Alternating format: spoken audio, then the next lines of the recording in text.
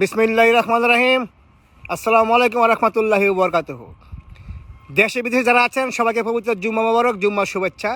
আজকে কথা বলবো ষড়যন্ত্রকারী একটি শব্দ সম্পর্কে আর কি।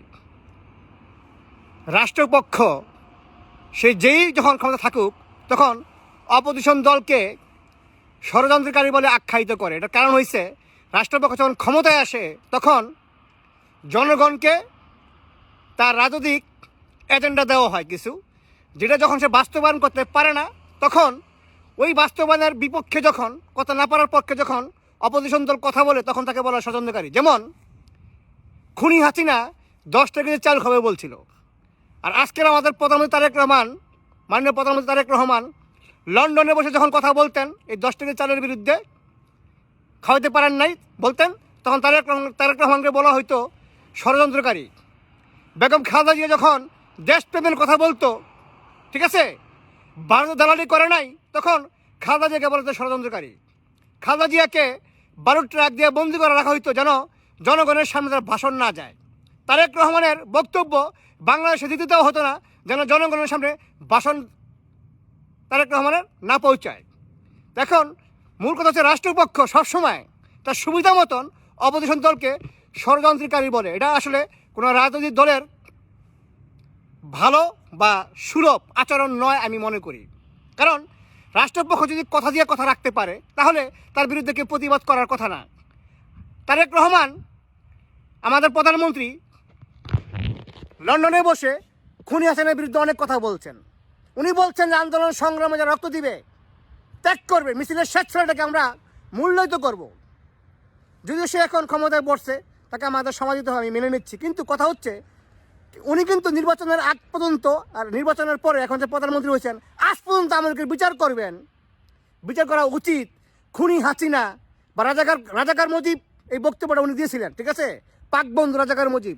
এখন কিন্তু তারেক রহমান মাননীয় প্রধানমন্ত্রী ক্ষমতায় বসার পরে খুনি হাসিনার বিরুদ্ধে বা আমলকের বিরুদ্ধে কোনো বক্তব্য দেন না।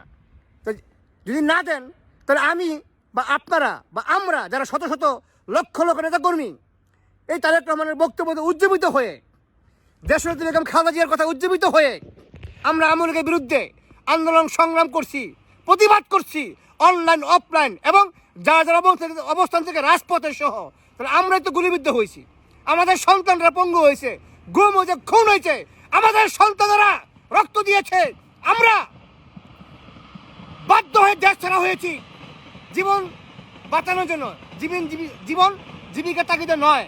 আমরা বাবা মায়ের সম্পদ বিক্রি করে প্রবাস আসতে বাধ্য হয়েছি। আমরা প্রবাসীরা মায়ের মৃত মুখ, বাবার মৃত মুখ দেখার সৌভাগ্য আমাদের হয় নাই। কিন্তু তারেক রহমান আসছে কিন্তু ক্ষমতায় বসে আমলকের বিরুদ্ধে কোনো কথা বলেন না, আমলকের বিচার করবেন কিছু বলেন না। কারণ তার মানে হচ্ছে ক্ষমতায় যায় সে যদি ক্ষমতার জন্য কারো দালালি করে, কারো গোলামি করে, তাকে রাজনীতিবিদ বলা যায় না, তাকে দেশপ্রেমিক বলা যায় না।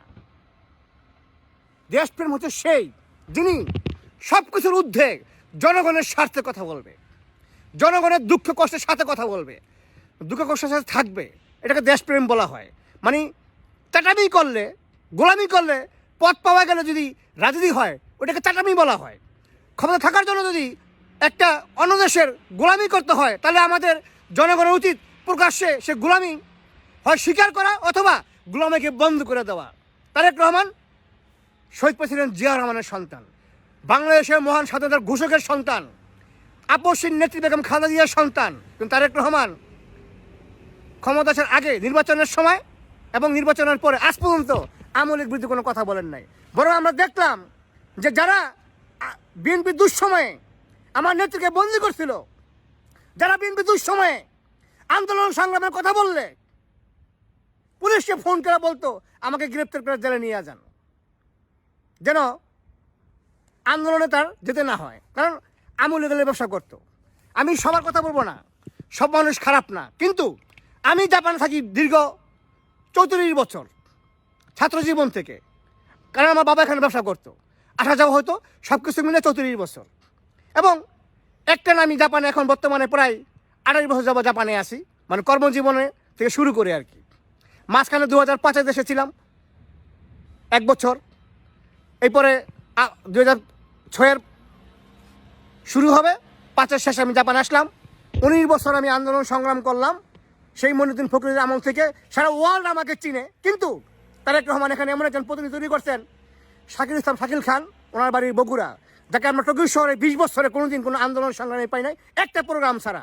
সে হচ্ছে তারেক রহমানের প্রিয় ভাজন, যে শুয়োরের বাচ্চা এই 2 সপ্তাহ আগে জাপান দূতাবাসে গিয়া 2 কোটি টাকার ব্যবসা করছে। মানে আমলিকের লোকদেরকে ম্যান পাওয়ারের ক্ষমতা দিয়া 5টা কোম্পানিকে 40 লাখ টাকা, 5টা কোম্পানি থেকে 40 লাখ টাকা করে 2 কোটি টাকা ঘুষ খাইছে, পাওয়ার দিয়ে দিয়েছে। ঠিক আছে, যারা আমরা কোনো আন্দোলন সংগ্রামে পাই নাই। অথচ তারেক রহমান বলেছিলেন যে নেতা পদে আছে কাজে নাই। তো আমরা যেহেতু জাপানে থাকি, আমার অবস্থান থেকে আমি বলতে পারবো, ওরা আমরা এই কুত্তার বাচ্চা আমরা কোনো দেখি নাই, কোনো কাজেই পাই নাই, বুদ্ধি পরামর্শে পাই নাই। ওর কারণে জাপানে বিএনপির 4টা গ্রুপ হয়েছে, বাধ্য হয়েছে আর কি। ঠিক আছে, তো সেই নেতা যদি মূল্যায়িত হয়, তাহলে তারেক রহমান তার কথা থেকে সে সরে গেছেন। তো অতএব তার বিরুদ্ধে এখন যদি আপনি বা আমরা কথা বলবো, জনগণ কথা বলে, তাহলে অবশ্যই তারেক রহমান যদি এখন বলে আমরা ষড়যন্ত্রকারী, আমার প্রশ্ন, ষড়যন্ত্রকারী মানুষ তখনই হয় যখন কেউ ওয়াদা বরখেলাপ করে। তারপর আমি একটা জিনিস ভাবি বা কল্পনা করি ব্যক্তিগতভাবে, তো তারেক রহমান অবশ্যই একটা মানুষ সৎ লোক, কারণ তার মা তার বাবা বাংলাদেশে রাষ্ট্রপ্রধান থাকা অবস্থায়ও তারেক রহমানের ঢাকা শহরে কোনো বাড়িঘর নাই। এবং এই বক্তব্যটা উনি মেজর ইব্রাহিমের সাথে যখন কথা বলছিলেন, ইব্রাহিম সাহেবের সাথে, তখন উনি বলছিলেন যে আমার তো ঢাকা শহরে বাড়িঘর নাই। ঠিক আছে, জনগণের স্বার্থে আপনি নির্বাচনে যায়েন না। আমি সেই তারেক রহমান সেই বক্তব্যটাকে তাকে স্মরণ করে দিতে চাচ্ছি মাননীয় প্রধানমন্ত্রীকে। আপনি ক্ষমতা আসার জন্য আরেকজনকে বলছিলেন যে আপনি জনগণের মুখের দিকে তাকান, আপনি নির্বাচনে যাবেন না। কিন্তু আপনি নির্বাচনে যাওয়ার পরে বা নির্বাচনে যাওয়ার জন্য বা নির্বাচনে আজকে বাংলাদেশের প্রধানমন্ত্রী হওয়ার পরে আপনি কিন্তু আজ পর্যন্ত আওয়ামী লীগের বিরুদ্ধে, কোনো হাসিনার বিরুদ্ধে, ওই আপনার বক্তব্য অনুসারে পাক বন্ধু রাজাকার খুনি মুজিবের বিরুদ্ধে কোনো কথা বলেন নাই, আওয়ামী লীগের কোনো বিচারের বিরুদ্ধে কোনো কথা বলেন নাই। এবং আমরা যারা ত্যাগ করছি, আপনি যে বলছিলেন মিছিলের শেষ ছেলেটাকে মূল্যায়িত করা হবে, যারা ত্যাগী সারা ওয়ার্ল্ডকে যারা জাগ্রত রাখছিল বিএনপির জন্য, তৃণমূলকে, আজকে তারা পদবঞ্চিত, অসম্মানিত। কিন্তু ঘুরে ফিরে যারা আওয়ামী লীগের সাথে দালালি করছে, বইছে, খাটছে, ম্যাক্সিমাম জায়গায় সেই লোকগুলি পদে বসেছে কেন? তার মানে কি আপনাকে তারা কি বন্দি করে রাখছে? যদি বন্দি করে রেখে থাকে, আমার মনে হয় অনেক জায়গায় বন্দি করে রাখছে। তাহলে এই জন্য আমি অনেক সময় অনেকটা বলি, বা আমি নিজে মনে করি আপনাকে অবশ্যই আরও 2-3টা বছর সুযোগ এবং সময় দেওয়া উচিত। আশা করি আপনি বুঝতে পারছেন এবং তৃণমূলের প্রাণপ্রিয় ভাইয়েরা ত্যাগীরা বুঝতে পারছেন। তারেক রহমানকে আমরা অবশ্যই 2 থেকে 3 বছর সুযোগ দিতে হবে, কারণ একটা মানুষ হঠাৎ করে আসলে একটা জিনিস পরিবর্তন করতে পারে না।